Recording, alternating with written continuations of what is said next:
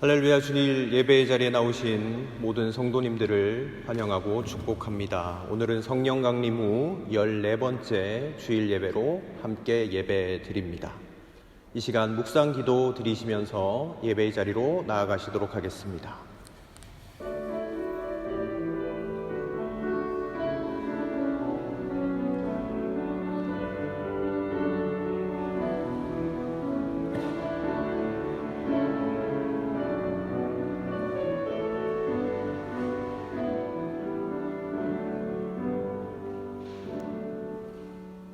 거룩하신 하나님, 감사합니다.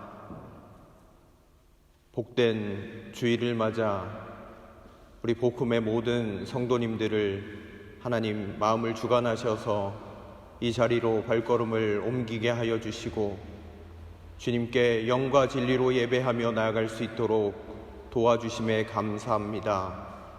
오늘 우리가 드리는 이 예배가 주님께 연락되기를 원합니다. 주여, 무엇보다도 우리의 마음을 주장하셔서 우리가 전심으로 주님께 예배하며 나아갈 수 있도록 인도하여 주옵소서. 하나님, 예배의 시종을 주님께 맡깁니다. 주여, 이 예배를 주장하시옵소서. 이 모든 말씀 예수님의 이름으로 기도드립니다. 아멘. 우리 다 같이 자리에서 일어나셔서 찬송가 43장 찬송 드리겠습니다. 찬송가 43장으로 하나님 앞에 찬송 드리겠습니다.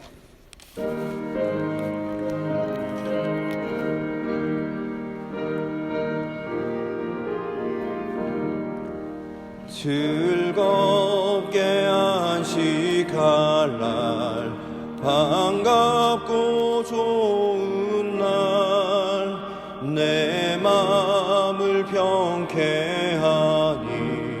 즐겁고 기쁜 날, 이 날에 천하 만민 다 보좌 앞에서 참되신 삼위일체 다 찬송 부르네.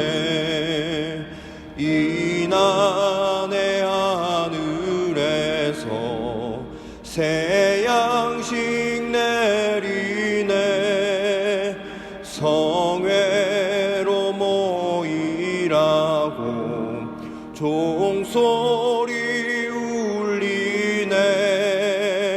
복음의 밝은 빛은 온 세상 비치며 또 영생물이 흘러 시원케 하시네.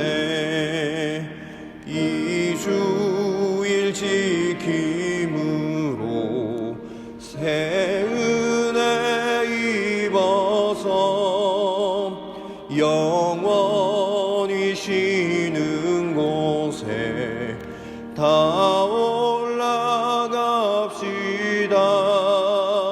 성부께 찬미하고 성자와 또 성령 참되신 삼위일체 다 찬송 부르세.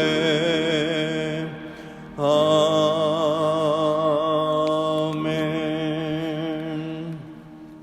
사도신경으로 우리의 신앙을 다 함께 고백하겠습니다.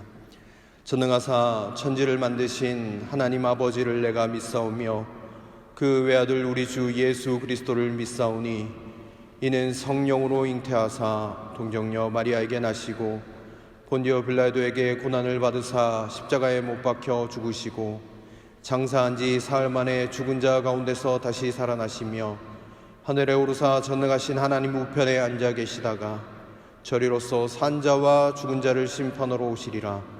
성령을 믿사오며 거룩한 공예와 성도가 서로 교통하는 것과 죄를 사하여 주시는 것과 몸이 다시 사는 것과 영원히 사는 것을 믿사옵나이다. 아멘. 다 함께 참회의 기도를 드리겠습니다. 사랑과 은혜의 하나님, 거룩하고 복된 주일을 맞아 주님의 은혜 감격해하며 이 자리에 나왔습니다. 그러나 우리의 삶을 되돌아볼 때 하나님 주님을 사랑하기보다 세상의 것을 더 사랑하고 하나님의 주신 은혜가 당연한 것임을 여기며 살아왔던, 감사 없이 행했던 우리의 삶임을 고백합니다.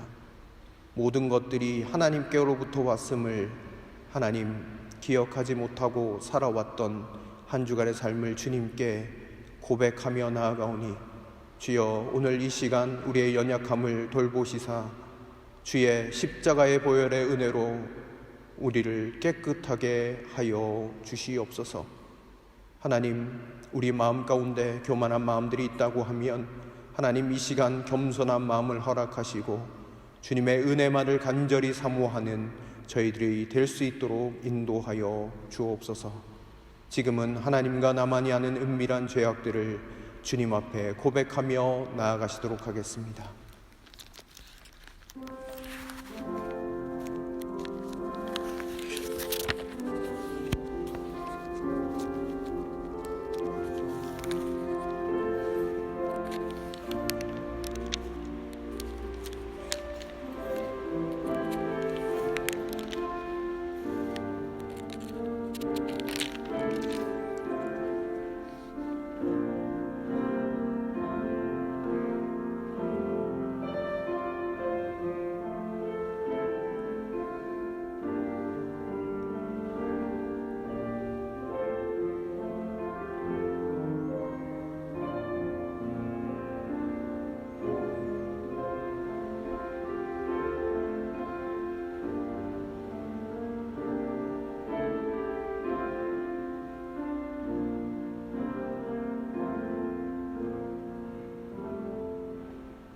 너희는 이전 일을 기억하지 말며 옛날 일을 생각하지 말라. 보라, 내가 새 일을 행하리니 이제 나타낼 것이라.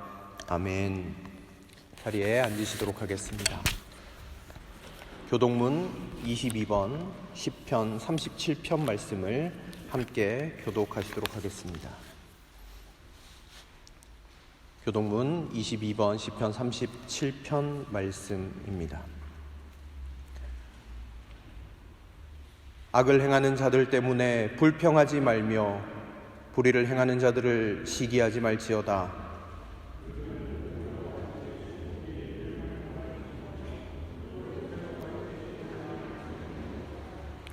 여호와를 의뢰하고 선을 행하라. 땅에 머무는 동안 그의 성실을 먹을 거리로 삼을지어다.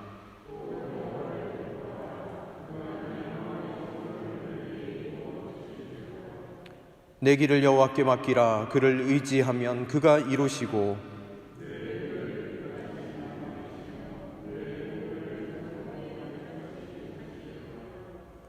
여호와 앞에 잠잠하고 참고 기다리라.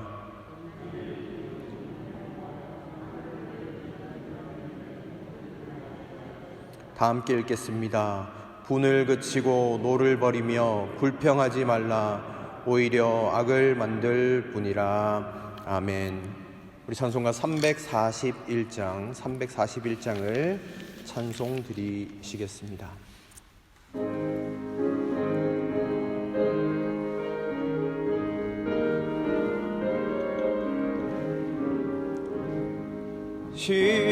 십자가를 내가 지고 주를 따라갑니다.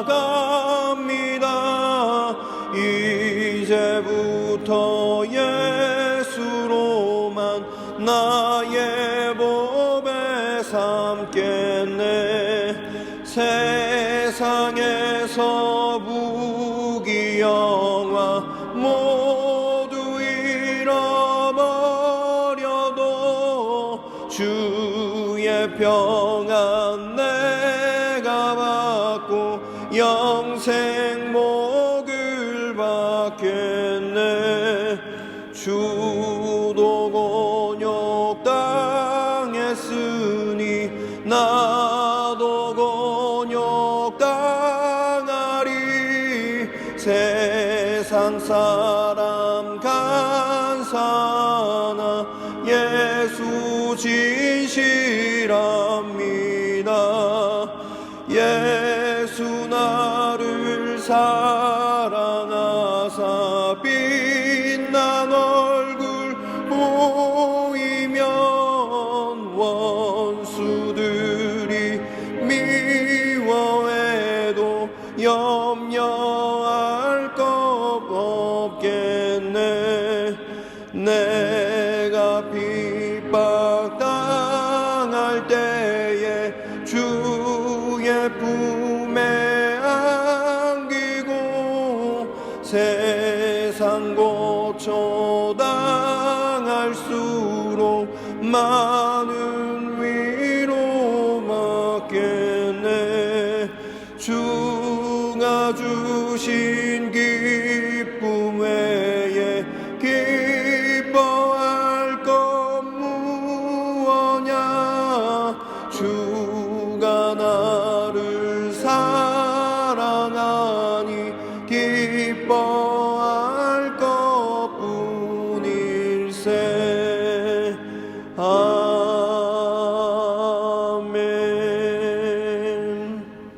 이 시간 이 예배를 위하여 양희승 집사님 기도 인도로 다 함께 기도 드리시겠습니다.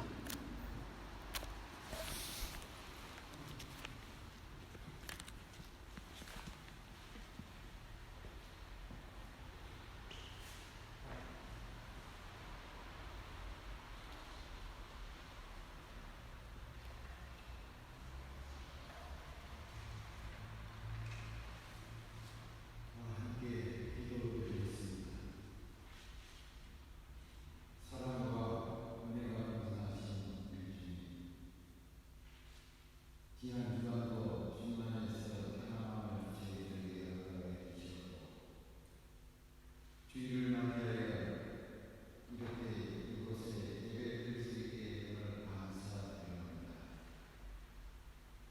지난 주간을 돌이켜보니 주님 보시기에 합당하지 못한 삶을 살았음을 고백합니다. 용서하여 주셨고 저희들의 삶을 주님께서 주관하시고 간섭하여 주시옵소서. 주님 보시기에 합당한 삶이 있게 하시옵소서.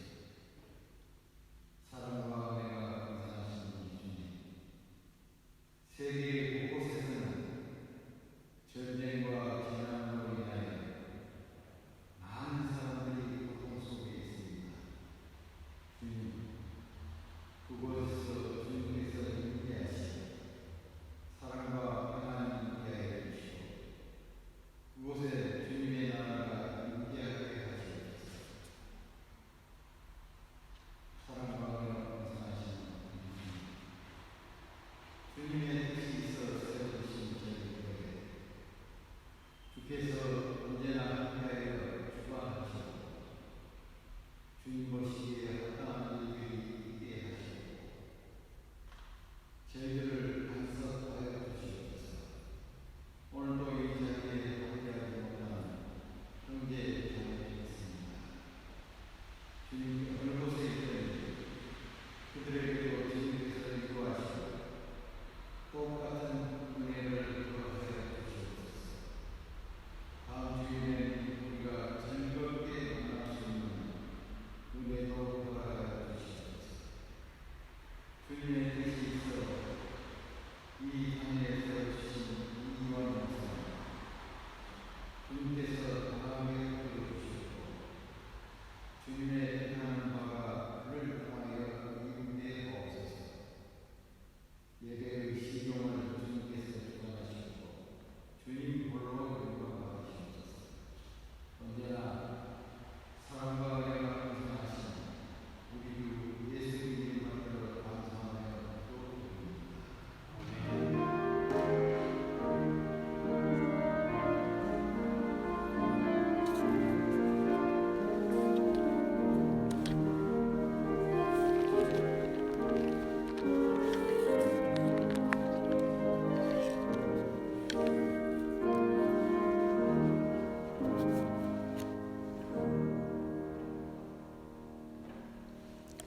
하나님께서 오늘 우리에게 주신 말씀은 누가복음 5장 1절로 11절까지의 말씀입니다. 신약성경 117면에 있습니다. 누가복음 5장 1절로 11절까지의 말씀입니다.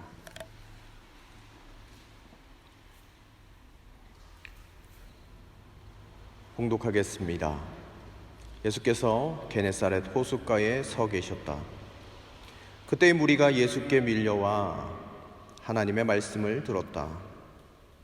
예수께서 보시니 배 두 척이 호숫가에 되어 있고 어부들은 배에서 내려서 그물을 씻고 있었다.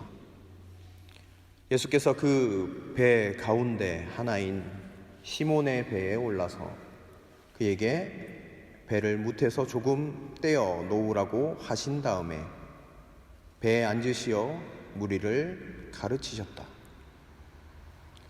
예수께서 말씀을 그치시고 시몬에게 말씀하셨다. 깊은 데로 나가 그물을 내려서 고기를 잡아라. 시몬이 대답하였다. 선생님, 우리가 밤새도록 애를 썼으나 아무것도 잡지 못했습니다. 그러나 선생님의 말씀을 따라 그물을 내리겠습니다. 그런 다음에 그대로 하니 많은 고기 떼가 걸려들어서 그물이 찢어질 지경이었다. 그래서 그들은 다른 배에 있는 동료들에게 손짓하여 와서 자기들을 도와달라고 하였다. 그들이 와서 고기를 두 배에 가득히 채우니 배가 가라앉을 지경이 되었다. 시몬 베드로가 이것을 보고 예수의 무릎 앞에 엎드려서 말하였다. 주님, 나에게서 떠나 주십시오. 나는 죄인입니다. 베드로 및 그와 함께 있는 모든 사람은 그들이 잡은 고기가 엄청나게 많은 것에 놀랐던 것이다. 또한 세베대의 아들들로서 시몬의 동료인 야고보와 요한도 놀랐다. 예수께서 시몬에게 말씀하셨다. 두려워하지 말아라. 이제부터 너는 사람을 낚을 것이다. 그들은 배를 물에 댄 뒤에 모든 것을 버려두고 예수를 따라갔다. 아멘. 네, 사랑하는 성도 여러분 반갑습니다. 오늘 이 예배의 자리에 우리 주님께서 함께 하고 계심을 믿습니다. 말씀 가운데 부족한 주의 종의 모습을 보지 마시고 하나님의 음성을 듣고 돌아가시는 저와 여러분들이 되시면 좋겠습니다. 오늘도 옆에 계신 분과 함께 인사하시면 좋겠습니다. 반갑습니다. 그리고 한 번 더 고백하실 때 이렇게 고백하시면 좋겠습니다. 하나님의 은혜가 넘치시길 바랍니다. 이렇게 인사해 보실까요? 네, 저는 성경의 인물 중에 가장 큰 은혜를 경험한 사람이 누구냐고 꼽으라고 한다면 단언컨대 오늘 본문의 시몬 베드로가 아닐까 생각해 봅니다. 예수님의 제자로 부름을 받았고 예수님께 신앙 고백도 드렸고 그리고 또 넘어져서 예수님을 모른다고 부인했고 그리고 성령 충만하여서 후에는 하나님의 나라를 위하여 끊임없이 자신의 목숨까지 내어놓고 나아갔던 그 베드로. 그 베드로라는 사람, 하나님의 은혜를 충만하게 누렸던 사람임에 틀림이 없습니다. 오늘 그 베드로를 통하여 하나님의 은혜를 함께 나누도록 하겠습니다. 어제 토요 아침 기도회가 끝나고 끝나는 시간에 거의 맞춰서 한국에 계신 한 분이 저에게 은혜라는 찬양을 보내주셨습니다. 끝나고 나서 바로 그 찬양을 듣는데 너무 큰 은혜와 감동이 밀려와서 어제 계속 내도록 들었고 오늘도 계속 들었습니다. 제가 교회 카톡방을 통해서 찬양을 어제 공유해 드렸는데 가사가 이렇습니다. 내가 누려왔던 모든 것들이, 내가 지나왔던 모든 시간이, 내가 걸어왔던 모든 순간이 당연한 것이 아니라 은혜였어. 아침 해가 뜨고 저녁에 노을, 봄의 꽃향기와 가을의 열매, 변하는 계절의 모든 순간이 당연한 것이 아니라 은혜였어. 내가 이 땅에 태어나 사는 것, 어린아이 시절과 지금까지 숨을 쉬며 살며 꿈을 꾸는 삶, 당연한 것이 아니라 은혜였소. 이 모든 것이 당연한 것이 아니라 모든 것이 은혜였다라는 그 고백의 찬양을 들으면서 저에게 큰 위로와 감격과 감사를 주셨습니다. 제가 지금 이 자리에서 말씀을 전하는 것도, 제가 성도님들 이렇게 볼 수 있는 것도, 제가 목사로 선 것도 제가 잘나서 된 것이 아니라 은혜임을 다시 한번 고백하게 되었습니다. 여러분, 당연히 드리던 예배가 코로나로 인하여 대면하여 드리지 못했었고, 당연한 듯 함께 교제 나누던 것이 이제는 당연하지 않은 것처럼 되어버린 것을 우리는 볼 수 있습니다. 그럼에도 불구하고 지금 이 자리에서 우리가 이 순간 함께 예배 드리고 있는 것, 이것조차 하나님의 은혜이고 하나님께서 일하고 계심을 믿습니다. 여러분, 이 세상에 당연한 것은 없습니다. 오늘 우리가 이 자리에서 예배할 수 있는 것도, 말씀을 듣는 이 시간도 당연한 것이 아니라 은혜임을 고백하며 주의 음성에 귀를 기울이시는 저와 여러분들이 되시면 좋겠습니다. 여러분, 오늘 1절, 2절 말씀 한번 보시겠습니다. 3절까지 한번 보실까요? 제가 읽어드리겠습니다. 예수께서 게네사렛 호숫가에 서 계셨다. 그때 무리가 예수께 밀려와 하나님의 말씀을 들었다. 예수께서 보시니 배 두 척이 호숫가에 되어 있고 어부들은 배에서 내려서 그물을 씻고 있었다. 예수께서 그 배 가운데 하나인 시몬의 배에 올라서 그에게 배를 무태서 조금 떼어 놓으라고 하신 다음에 배에 앉으시어 무리를 가르치셨다. 아멘. 여러분, 오늘 우리는 이 본문 가운데서 주님께서 주신, 베드로에게 주신 은혜를 발견하게 됩니다. 먼저 무슨 은혜를 베드로는 받았는가? 예수님이 찾아오셨던 그 은혜를 우리가 기억해 볼 수 있습니다. 예수님이 호숫가에 서 계셨습니다. 사람들이 몰려들었죠. 예수님이 그들에게 하나님의 말씀을 증거하셨습니다. 여러분, 생각해 보십시오. 그 호숫가에 모래사장도 있었을 것이고 돌바닥도 있었을 겁니다. 그들에게 거기에 앉혀놓으시고 말씀하실 수도 있습니다. 또 그들을 데리고, 여기는 너무 많으니까 산으로 올라가서 하나님의 말씀을 증거하실 수도 있었겠습니다. 사람이 많은 데로 가셔서 어떤 건물의 옥상에 올라가셔서 많은 사람들이 들을 수 있도록 하나님의 말씀을 선포하실 수도 있으셨습니다. 그런데 그때 배에 오르셨습니다. 여러분, 오늘 본문에 보면 배가 몇 척 나오죠? 배가 두 척입니다. 옆에 배가 아니라 그 중에 왜 베드로의 배였을까요? 여러분, 이것이 당연한 일입니까? 이것 자체가 은혜입니다. 예수님이 호숫가에 오시지 않았더라면, 그리고 그 순간 산으로 기도하러 가셨다라고 하면, 그 옆에 배에 오르셨다라고 하면 베드로가 예수님을 경험할 수 있었을까요? 저는 그렇게 한번 생각해 보았습니다. 이게 보통 은혜가 아니구나. 지난번에 말씀드렸잖아요. 예수님의 세리 마태, 세리 레위를 찾아오셨을 때 그것도 찾아오심의 은혜가 있었죠. 여러분, 당연한 것이 아니에요. 여러분, 세상에 수많은 사람들이 있습니다. 잘나고 멋지고 잘생긴 사람들이 얼마나 많이 있습니까? 여러분, 그 사람들을 다 제쳐두고 왜 나에게 찾아오셨냐는 겁니다. 왜 나를 만나주셨냐는 거예요. 여러분, 이것은 당연한 것이 아닙니다. 은혜입니다. 하나님의 은혜로 있을 데 없는 자 왜 구속하여 주는지 난 알 수 없도다. 여러분, 그렇습니다. 오늘날 예수님을 모르는 사람들이 있습니까? 예수님에 대해서 다 들어본 사람들입니다. 예수님의 이야기는 누구나 다 들었을 겁니다. 그 당시 예수님의 이야기도 많은 사람들이 들었고, 예수님의 그 말씀을 듣기 위하여 수많은 사람들이 몰려들었을 겁니다. 예수님이 누군지 다 알고 있어요. 그런데 그 수많은 사람들 중에 나를 찾아와 주시고 나를 만나 주시고 나를 주의 자녀 삼아 주신 것, 이것이 당연한 것이 아닙니다. 여러분, 이것이 은혜입니다. 여러분, 오늘 이 자리에 우리를 만나 주시기 위해서 우리의 마음을 주장하신 것도 당연한 것이 아닙니다.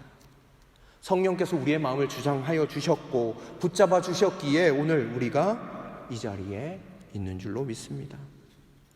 세상에 많고 많은 사람들 중에 나를 만나 주신 것, 나를 주의 백성 삼아 주신 것, 여러분, 이것이 은혜 중에 은혜임을 믿고 나아가시는 저와 여러분들이 되시면 좋겠습니다. 또 무엇이 은혜였는가? 우리 4절 5절 말씀을 한번 보실까요? 제가 읽겠습니다. 예수께서 말씀을 그치시고 시몬에게 말씀하셨다. 깊은 데로 나가 그물을 내려서 고기를 잡아라. 시몬이 대답하였다. 선생님, 우리가 밤새도록 애를 썼으나 아무것도 잡지 못했습니다. 그러나 선생님의 말씀을 따라 그물을 내리겠습니다. 아멘. 여러분, 한번 저를 따라해 보시면 좋겠습니다. 빈 배가 은혜이다. 빈 그물이 은혜이다. 여러분, 베드로에게 빈 배와 빈 그물은 속상한 일이고 있어서는 안 되는 일입니다. 베드로가 갈릴리 바닷가에서 자랐습니다. 자연스럽게 고기 잡는 일, 어릴 적부터 배우고 터득했습니다. 몸과 손의 감각을 익혔을 겁니다. 고기가 언제 잡히는지, 어디서 잘 나오는지 그가 자연스럽게 경험해서 체화됐겠죠. 수년 동안 배를 타면서 고기를 잡아왔었던 그에게 빈 배와 빈 그물은 상상할 수 없는 일이었습니다.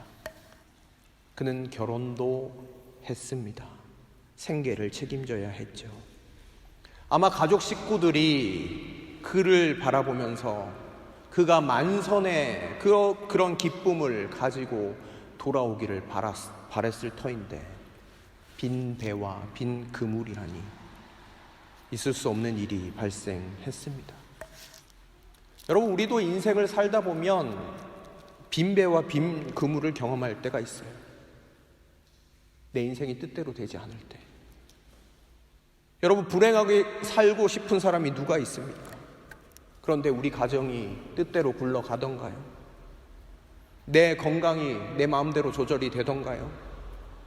내가 자신하고 있던 내가 정말 자신하고 있고 내가 컨트롤할 수 있다라고 자부하던 나의 일들이 한순간 무너져 내리는 경험을 한 일이 우리 가운데는 분명히 있을 겁니다.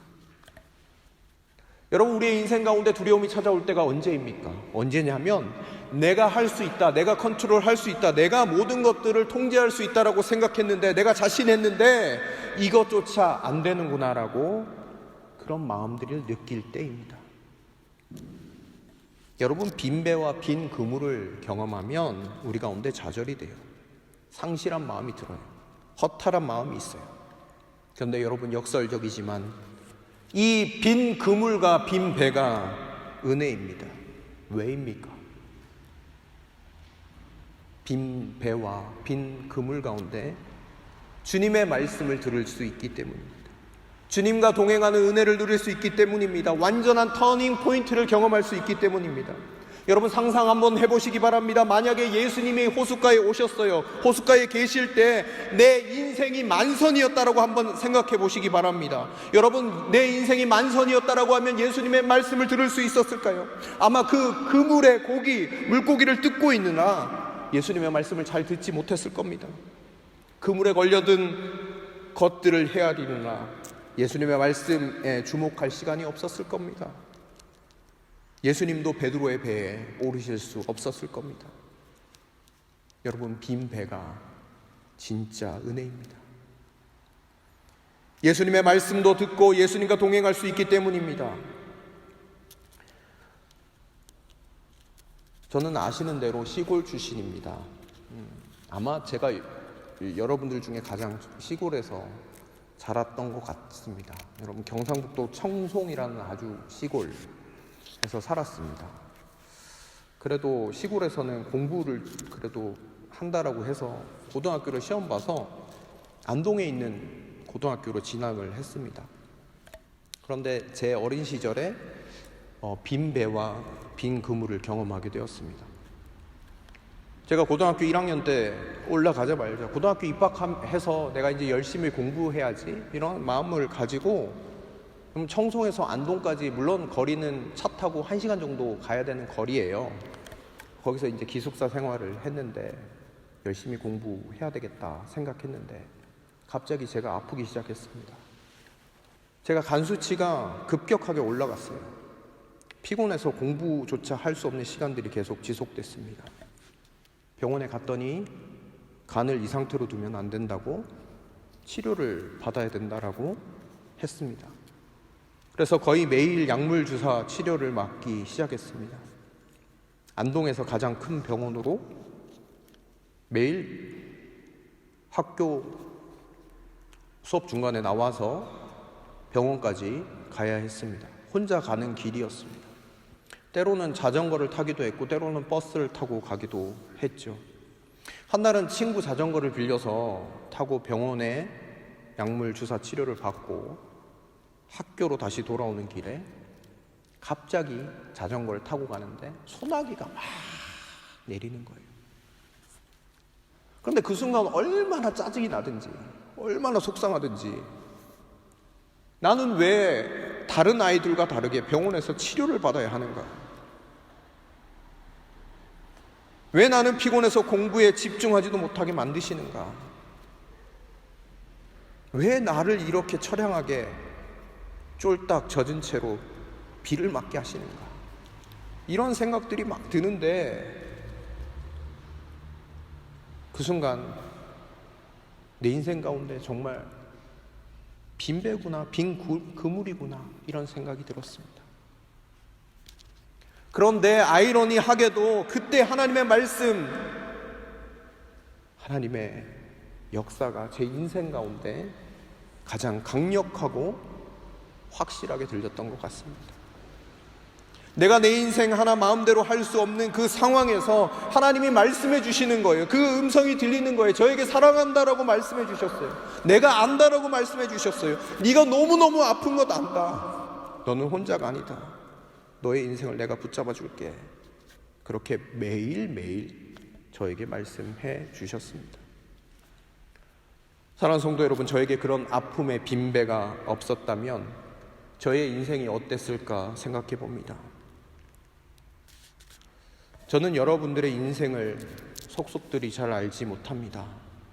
제가 알지는 못하지만 여러분들도 빈배와 빈 그물을 경험하며 절망하고 상심했을 때, 좌절했을 때가 분명히 있으셨을 겁니다. 아니, 지금 혹여나 빈배나 빈 그물을 경험하고 계시다고 하면 여러분, 이것이 은혜입니다. 이 순간 하나님의 역사심과 하나님의 기적들이 일어날 수 있는 타이밍이기 때문입니다. 여러분, 그때에 하나님의 말씀이 들리기 시작하는 것입니다. 예전에 미국 세관에서 일하던 한 남성이 있었습니다. 어느 날 그가 세관에서 해고를 당하게 됐어요. 해고를 당하고 나서 아내에게 이야기를 해야 되는데 내가 어떻게 이야기하지? 죽는 것처럼 괴로웠대요. 여보, 나 직장에서 잘렸어요. 미안해요. 어떻게 살아가야 될지 모르겠어요. 그 가정에 빈배와 빈 그물을 경험하게 되었습니다. 그런데 아내가 이렇게 얘기를 하는 거예요. 힘을 내요, 여보.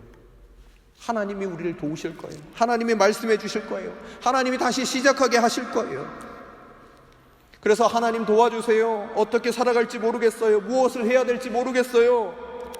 그런데 그때 하나님이 자신이 잘하는 것에 대한 마음을 주셨어요. 그게 뭐냐 하면 글을 쓰는 것이었다고 합니다. 여러분, 글을 쓰는 일, 지금도 그렇지만 경제적으로 풍요로움을 가져다 주는 것은 정말 극히 드문 일들입니다.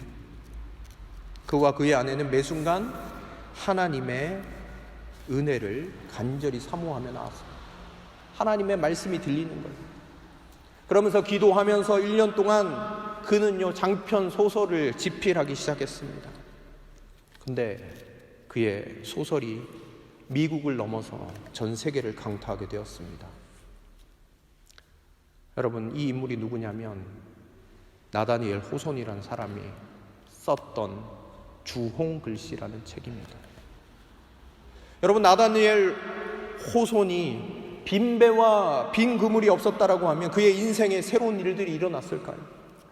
간절히 하나님의 뜻을 구했을까요? 하나님의 은혜를 간절히 사모했을까요? 내 인생의 모든 것은 당연히 내가 누리는 것이라고 생각하면서 하나님과 멀리 떨어져서 살지 않았을까요? 여러분, 우리는 마음속에 저 작가 정말 대박 났구나, 그것을 통해서 여러분 마음의 위로와 소망이 되십니까 혹시? 그런데 저는 생각해 봅니다. 이 작가가 작가로서 성공하지 못했다고 하더라도, 그리 아니하셨다라고 하더라도 그의 인생은 은혜였음을 고백할 수 있습니다. 왜냐하면 그 시간에 하나님을 찾았고 하나님의 말씀이 그의 인생 가운데 들렸으며 하나님의 은혜만을 간절히 사모하며 나갔기 때문입니다. 여러분, 하나님의 말씀 없이 승승장구하는 것처럼 보이는 인생만큼 불행한 인생이 없습니다. 여러분, 언제 하나님을 간절히 구하십니까? 약할 때입니다. 쓰러질 때입니다. 그때 하나님의 말씀이 가장 잘 들립니다. 가장 잘 보입니다. 이것이 은혜인 줄로 믿습니다. 사랑하는 성도 여러분, 혹시 여러분 빈 배를 경험하고 계십니까? 빈 그물을 경험하고 계십니까? 여러분, 정말로 괜찮습니다. 여러분 인생에 빈 배와 빈 그물이 있을 때 상심할 때가 아니라 정말 아이러니하지만 그때가 여러분들의 신앙의 전성기요, 여러분들에게 하나님의 말씀이 가장 잘 들리는 시기임을 여러분 기억하며 나아가시면 좋겠습니다. 베드로도 빈 배, 빈 그물이었기에 예수님의 말씀을 들을 수 있었고 예수님의 제자가 될 수 있었습니다. 그래서 빈 배와 빈 그물을 가지고 예수님께 나아갔더니 오늘 예수님께서 말씀해 주시는 음성이 들립니다. 그래서 오늘 성경에 나와 있죠. 오늘 말씀 보시면 이렇게 기록되어 있습니다. 한번 보실까요? 4절 말씀입니다. 깊은 데로 나가 그물을 내려서 고기를 잡아라. 여러분, 상식적으로 생각해 보면 베드로를 무시하는 말일 수 있어요. 여러분, 베드로가 어부잖아요. 고기가 언제 나오는지 누가 더 잘 알겠습니까? 지금 아침이고 고기들이 움직이지 않는 시간, 잡히지 않은 시간임에 이미 뻔한데 고기를 잡으라고 말씀하십니다. 그러나 선생님의 말씀을 따라 그물을 내리겠습니다 라고 베드로가 고백합니다. 자신의 인생의 경험과 판단을 내려놓는 겁니다. 여러분, 만선의 은혜가 있었다라고 하면, 여러분 고기가 아침에 가득했다라고 하면 이 말에 순종할 수 있었을까요? 아니요. 빈 배였기 때문에, 빈 그물이었기 때문에 말씀에 의지하여 순종까지도 할 수 있었음을 기억해 봅니다. 그랬더니 오늘 본문에 나와 있죠. 그물이 찢어질 정도로 고기가 많이 잡혔다라고 이야기합니다. 그래서 많은 동료들을 불러서 손짓해서 여기 좀 도와줘라고 이야기해서 고기를 잡았더니 2배에 가득 넘쳐나게 되었죠. 배가 가라앉을 정도로 말입니다. 그리고 나서 시몬 베드로가 고백했던 고백, 저는 이것이 정말 가장 큰 은혜라고 생각합니다. 8절 말씀 한번 보실까요? 8절 말씀입니다. 시몬 베드로가 이것을 보고 예수의 무릎 앞에 엎드려서 말하였다. 주님, 나에게서 떠나 주십시오. 나는 죄인입니다. 베드로가 고기 잡힌 거 감사해서, 주님 너무너무 감사해요, 제가 한턱을 쏘겠습니다, 이렇게 할 수도 있었을 거예요. 또 베드로가 약삭 빨랐다라고 하면 주님 말씀하시니까 고기가 이렇게 잡히네요. 앞으로 저와 동업하시죠? 5대5로 나누시죠? 주님이 말씀하셔서 고기를 모아주시고 제가 그물을 던지겠습니다. 그 순간 예수님을 사업적으로, 비즈니스적으로 대할 수도 있어요. 그런데 그 순간 주님의 거룩하신 말씀 앞에 자신의 영적인 상태를 발견하게 되는 거예요. 주님, 제가 주님 앞에 설 수 없는 죄인입니다. 나를 떠나주십시오. 나는 주님 앞에 설 수도 없는 더럽고 추한 죄인입니다. 조그만 자신의 배에 타고 계신 예수님 앞에서 순간적으로 자신의 존재를 깨닫게 되었습니다. 그런데 오늘 호칭이 바뀌고 있어요. 여러분 5절 말씀 보시기 바랍니다. 예수님을 뭐라고 부릅니까? 선생님으로 부르고 있습니다. 선생님, 우리가 밤새도록 애를 썼습니다. 그러나 선생님의 말씀을 따라 그물을 내리겠습니다 라고 선생님으로 부르고 있어요. 존경하는 사람으로 인식은 하고 있는 거예요. 근데 선생으로 부르고 있어요. 그런데 그의 인생이 완전한 인식의 전환이 일어났어요. 인생이 바뀌는 거예요. 예수님을 뭐라고 부릅니까? 8절 말씀 보시기 바랍니다. 주여 나를 떠나십시오. 나는 죄인입니다. 예수님을 주님으로 부르고 있습니다. 여러분, 주님은 무슨 뜻입니까? 주인이라는 겁니다. 예수님은 주인이시고 나는 주인 앞에 설 수 없는 명명백백한 죄인입니다 라고 고백하고 있습니다. 사람은요, 우리 모두 아마 다 해당되겠지만 우리는 나름 괜찮다라고 생각하면서 살아갑니다. 나는 선한데 세상이 악하다라고 이야기합니다. 여러분, 우리 마음 가운데 그런 마음이 있습니다. 왜냐하면 죄가 어두움이고 죄는 멸망이기 때문에 우리는 그렇게 생각합니다. 그러나 여러분, 가장 큰 은혜는 무엇인지 아십니까? 내가 죄인임을 아는 거예요. 예수님을 만날 때 누구나 경험하게 되는 게 무엇입니까? 내가 죄인이라는 사실을 깨닫는 거예요. 내가 주인 되어서 살아온 인생인데, 내 멋대로 산 인생인데 내 인생에 답이 없고 내 속에 선한 것이 없으며 내 속에 불의가 가득하다라는 것을 발견하게 되는 상황. 여러분, 죄인임을 발견할 때 여러분, 진짜 나의 구세주가 주님이 되신다라는 사실, 그것이 우리 가운데 고백되어져야 함을 생각해 볼 수 있습니다. 세상에 많은 사람들이 예수님을 선생님이라고 고백합니다. 그래서 4대 성인이라고 이야기하잖아요. 왜 몰라요? 다 알죠. 그런데 그 속에서 나의 주님이라는 고백, 여러분, 은혜예요. 나 같은 죄인 살리신 주 은혜 놀라워 잃었던 생명 찾았고 광명을 얻었네, 이렇게 고백할 수 있는 것이 여러분 가장 큰 은혜입니다. 여러분, 이 자리에서 예수님을 주님으로 고백하는 것, 여러분, 이것은 기적 중에 기적입니다. 이것이 은혜입니다. 예수님이 필요하다라는 것, 예수님이 없으시면 나는 죽을 수밖에 없는 사람이라는 것, 그것을 고백하는 것이 은혜라는 사실입니다.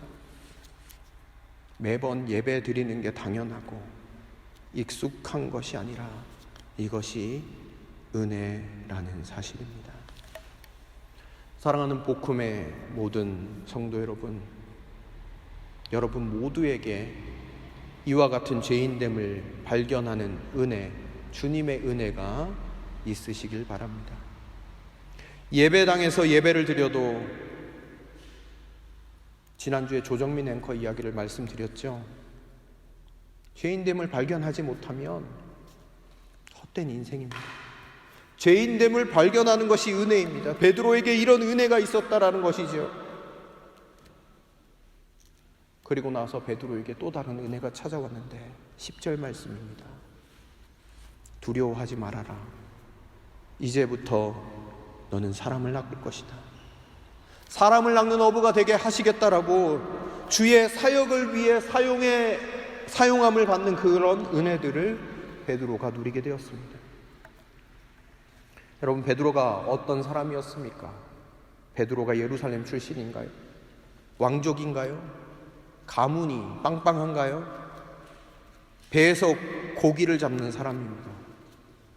우리는 생각합니다. 완벽해야 하나님이 쓰실 수 있다고. 퍼펙트해야 하나님이 사용하실 수 있다고. 그러나 주님이 베드로를 사용하셨던 이유는 단 한 가지입니다. 완벽하지 않기 때문에, 죄인임을 고백했기 때문입니다.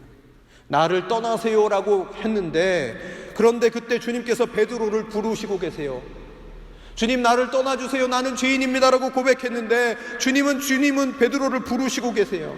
여러분, 어떻게 들릴지 모르지만, 아주 역설적인 이야기처럼 들릴지는 모르겠지만, 주님, 나를 떠나주십시오, 나는 죄인입니다 라고 고백할 때 내가 너를 사람을 낚는 어부로 사용하겠다라고 말씀하셨습니다.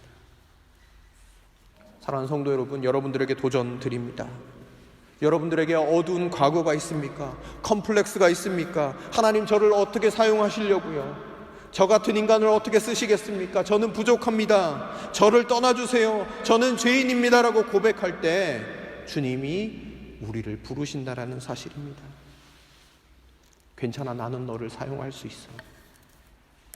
하나님은요, 우리가 가지고 있는 능력을 가지고 일하시는 분이 아니시기 때문입니다.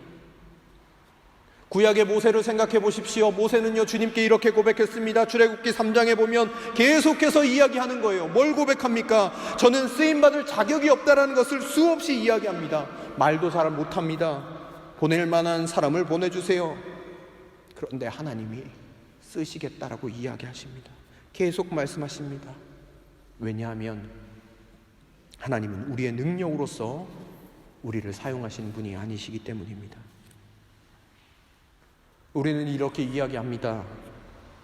이 모든 것을 다 알아낼 만큼 똑똑해야 해. 그때 하나님이 우리에게 말씀하십니다. 내가 그만큼 똑똑해. 주님, 내가 어디로 갈지 몰라요. 하나님이 말씀하십니다. 내가 알아. 주님, 나는 별로 기술이 없어요. 주님이 우리에게 말씀하십니다. 내가 기술이 좋아. 난 누구를 믿어야 할 줄 몰라요. 주님이 말씀하십니다. 내가 알아.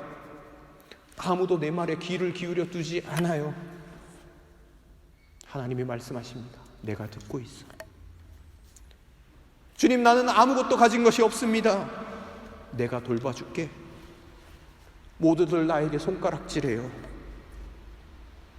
하나님이 말씀하십니다. 내가 너를 알고 있어. 주님, 저는 이 순간을 견딜 수 없어요. 내가 견딜 수 있도록 만들어줄게. 저는 너무 외로워서 할 수 없어요. 주님이 말씀하십니다. 내가 너와 함께 할게. 우리들이 가끔 착각하는 거예요. 내가 하나님을 어떻게 도와드릴까요? 우리의 무슨 능력으로 하는 일도 하나님은 우리가 없어도 충분히 하실 수 있는 분인데, 우리가 무슨 능력과 우리가 재능이 있다고 하나님을 돕겠다라고 생각할 때가 많이 있습니다. 하나님께서는 우리의 자격의 유무가 아니라, 주님, 나를 떠나주세요. 주님, 저는 죄인이에요. 주님 앞에 설 수 없는 사람입니다. 이렇게 나아갈 때에 우리를 불러주시고 사용하신다는 겁니다. 말씀을 준비하면서 저는 제 자신을 많이 돌아보게 되었습니다. 내가 고백할 게 이것밖에 없구나. 주님, 나는 죄인입니다. 주님, 나는 이것을 감당할 능력이 없습니다. 복음교회를 섬기면서 가끔은 제 열심으로 무엇인가 할 수 있는 것처럼 생각이 들 때가 있었습니다. 사실 착각하는 것이죠. 그런데 어제 설교를 준비하면서 다시금 주께 고백하게 되었습니다. 이것이 착각이구나. 다 하나님의 은혜구나. 복음교회를 역대 담임하신 분들 중에 제가 가장 목회 경험도 미천해요. 아마 나이도 제가 제일 연소할 거고요. 그런데도 주께서 저를 이 공동체의 목사로 불러주셨다라는 것이 정말 은혜이구나 다시 생각해 보게 되었습니다. 그러면서 다시 고백했습니다. 주님, 저는 복음교회를 위해서 할 수 있는 것이 정말 아무것도 없는 것 같아요. 진짜 자격 없어요. 능력 없어요. 은혜로만 덮어주세요. 감당할 수 없는 주님의 은혜만 가득하게 해주세요. 그렇게 고백하게 하셨습니다. 여러분, 무엇이 은혜입니까? 주보 안에 보시면 악보가 하나 끼워져 있을 겁니다. 은혜라는 찬양의 가사가 이렇습니다. 내가 누려왔던 모든 것들이, 내가 지나왔던 모든 시간이, 내가 걸어왔던 모든 순간이 당연한 것이 아니라 하나님의 은혜였다. 내가 하나님의 자녀로 살며 오늘 찬양하고 예배하는 삶, 복음을 전할 수 있는 축복이 당연한 것이 아니라 은혜였어. 여러분, 정말 삶에 당연한 것은 하나도 없습니다. 모든 것이 하나님의 은혜입니다. 베드로를 찾아와 주신 것도, 아무 보잘것없는 내 인생에 찾아와 주신 것도, 인생의 빈배와 빈구을 경험하게 하신 것도, 고통도 아픔도 은혜입니다. 나 같은 죄인을 구원하심도 은혜고, 우리에게 사명을 주시는 것도 은혜입니다. 여러분, 당연한 것이 아니라 그것이 은혜임을 고백하는 저와 여러분들이 되시길 바랍니다. 오늘 이 시간 함께 은혜라는 찬양을 함께 부르고 함께 기도하시면 좋겠습니다.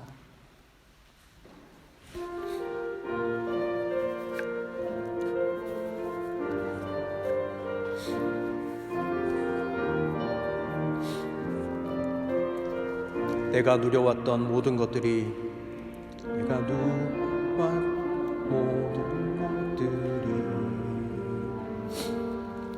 내가 지나왔던 모든 시간,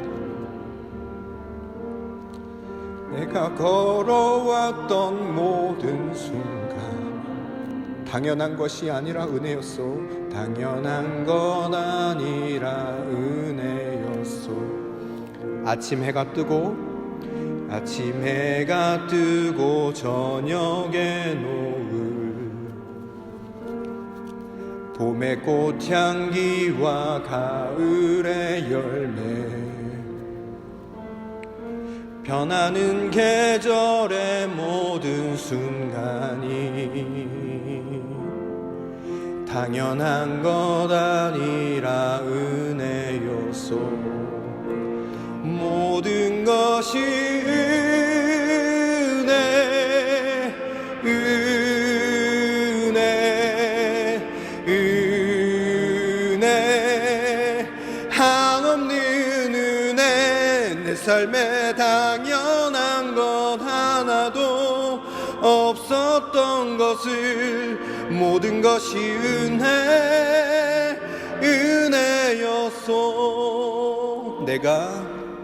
내가 이 땅에 태어나 사는 것, 어린아이 시절과 지금까지 숨을 쉬며 살며 꿈을 꾸는 삶,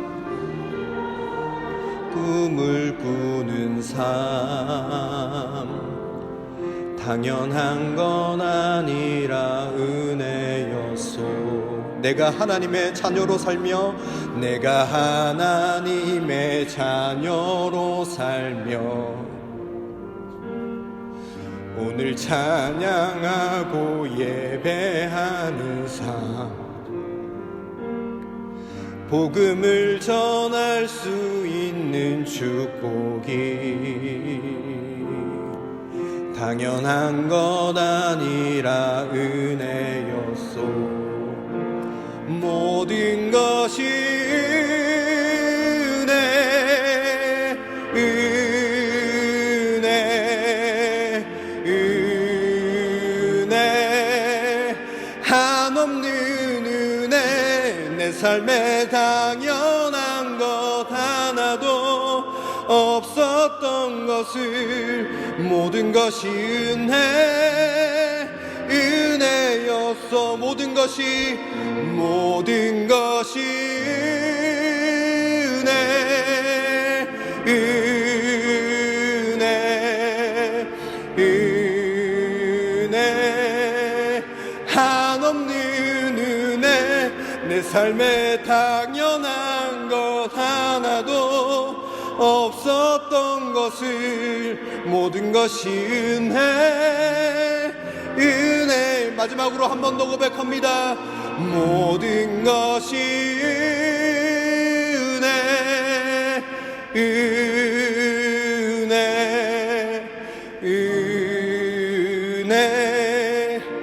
한없는 은혜 내 삶에 당연한 것 하나도 없었던 것을 모든 것이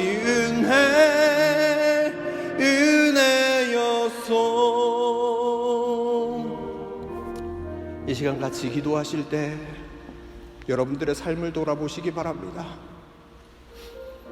여러분 이 땅에서 살아왔던 그 모든 것들 하나님의 은혜였음을 여러분 고백하시기 바랍니다.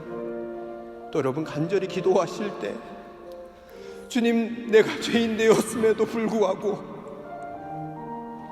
방황하고 있음에도 불구하고 나를 불러주시고 하나님의 자녀 삼아주신 것, 하나님 이것이 주의 은혜입니다. 여러분 이렇게 고백하시면 좋겠습니다. 여러분 우리의 믿음의 고백을 담아서 그렇게 고백하시고 여러분 우리의 삶을 주님께 내어드리며 이 시간 함께 기도하시며 나아가시도록 하겠습니다. 기도하겠습니다. 하나님 감사합니다. 오늘 이 시간 내 삶을 돌아볼 때 모든 것이 은혜임을 고백합니다. 베드로를 만나 주셨던 것도 은혜였고 내 삶에 찾아와 주시고 나에게 은혜를 주시고 죄인된 우리의 삶에 찾아오셔서 나를 하나님의 자녀 삼아 주신 것도 은혜임을 고백합니다. 하나님 모른다라고 멀리 떨어져서 그렇게 살아왔던 인생임에도 불구하고 날마다 포기하지 않고 나에게 다가와 주신 그 주님을 찬양합니다. 사랑합니다. 주님 감사합니다. 이 모든 것이 은혜였습니다. 주님 우리의 삶을 주님께 다시 한번 고백하며 나아갑니다. 주님 우리의 삶을 받아주시고 모든 것들이 주님의 은혜였음을 고백하며 날마다 살아갈 수 있도록 주님 함께 하시고 우리를 붙잡아 주옵소서. 당연한 것이 아니라 당연히 누리는 것이 아니라 하나님의 은혜임을 고백하며 날마다 살아갈 수 있도록 도와주시옵소서. 하나님 감사합니다. 우리의 삶을 주님께 다시 한번 고백하며 나아갑니다. 우리 삶에 당연한 것은 아무것도 없습니다. 내가 숨 쉬는 것도, 내가 이렇게 예배하고 있는 것도,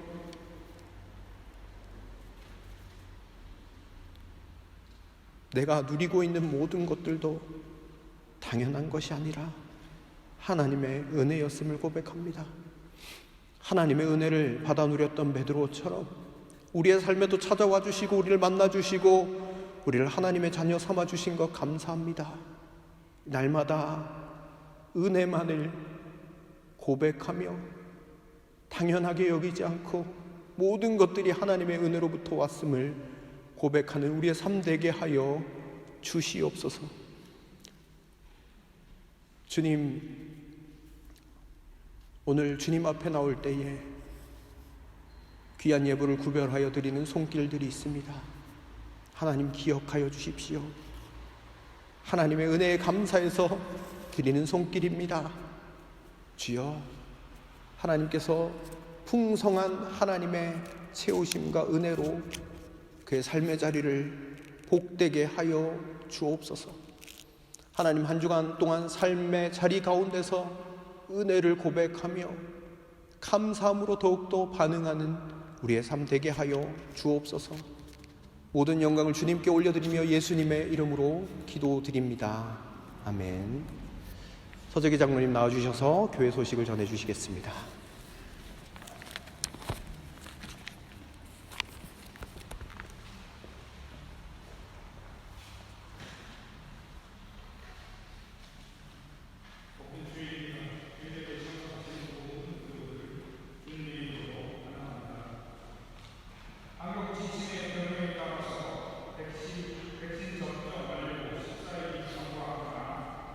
코로나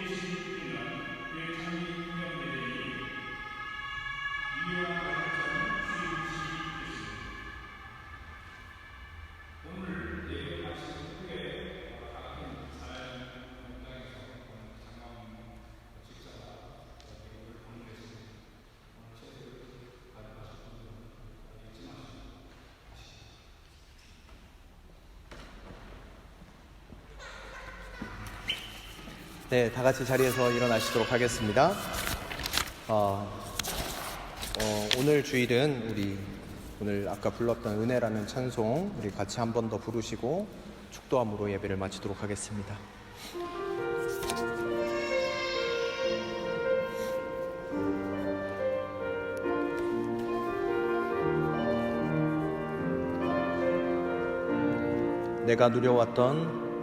내가 누려왔던 모든 것들이,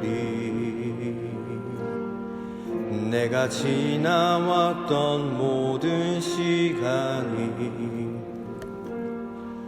내가 걸어왔던 모든 순간이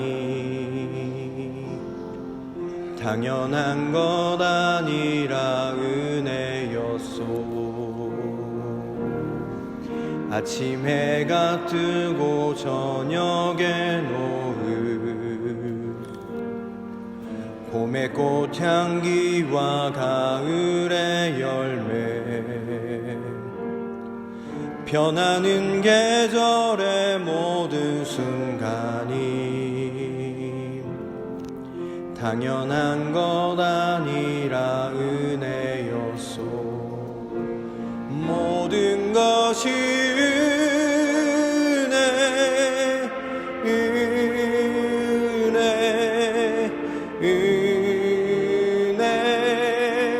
한없는 은혜. 내 삶에 당연한 것 하나도 없었던 것을 모든 것이 은혜였소. 내가 이 땅에 태어나 사는 것, 어린아이 시절과 지금까지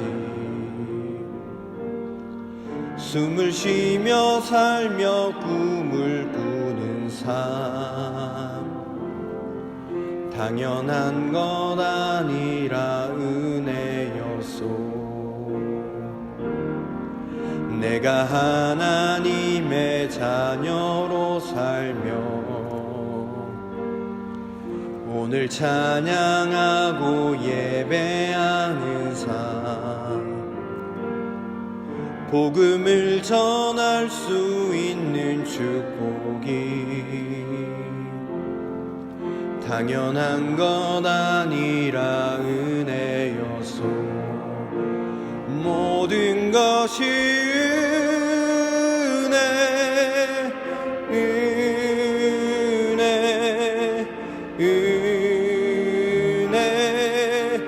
한없는 은혜. 내 삶에 당연한 것 하나도 없었던 것을 모든 것이 은혜였어. 모든 것이 은혜,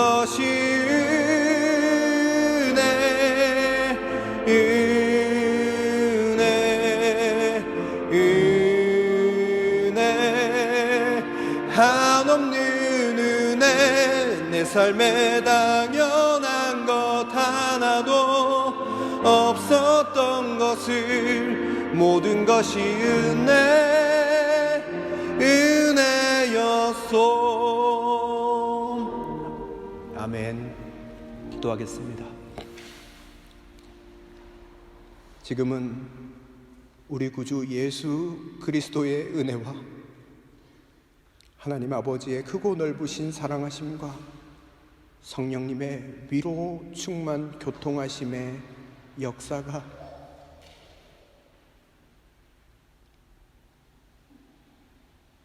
이 땅의 모든 것들이 당연하다 여기지 않고 모든 것들이 하나님의 은혜임을 고백하며 나아가는 여기에 모인 모든 예배자들 가운데 그들의 가정과 삶과 일터와 학업 가운데 건강함 가운데 이제로부터 영원토록 함께 하시기를 간절히 축원하옵나이다.